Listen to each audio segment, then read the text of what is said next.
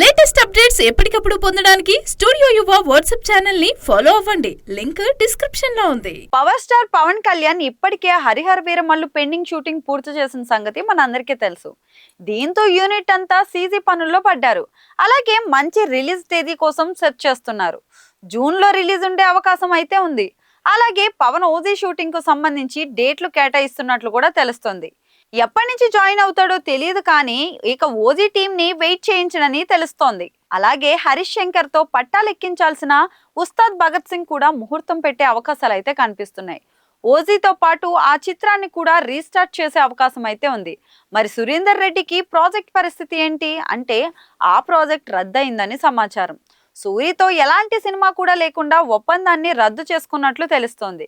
దీంతో సూరి స్థానంలో ఇప్పుడు త్రివిక్రమ్ రంగంలోకి దిగుతున్నట్లు ఫిలిం సర్కిల్లో వాడివేడి డిస్కషన్ అయితే మొదలైంది.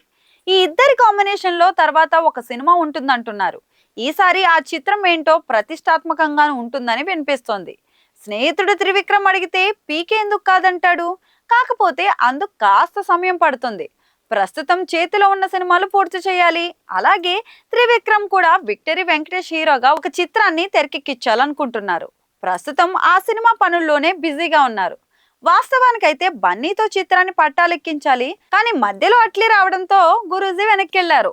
మరి ఈ నేపథ్యంలో మళ్ళీ ప్రాణ స్నేహితుడు పవన్ కోసం కథ రాసే పని అయితే తగిలింది. ఈ ఇద్దరి కాంబినేషన్ లో ఇప్పటికే జల్సా, అత్తారింటికి దారేది లాంటి హిట్ చిత్రాలు అయితే రిలీజ్ అయిన సంగతి మనకు తెలిసిందే.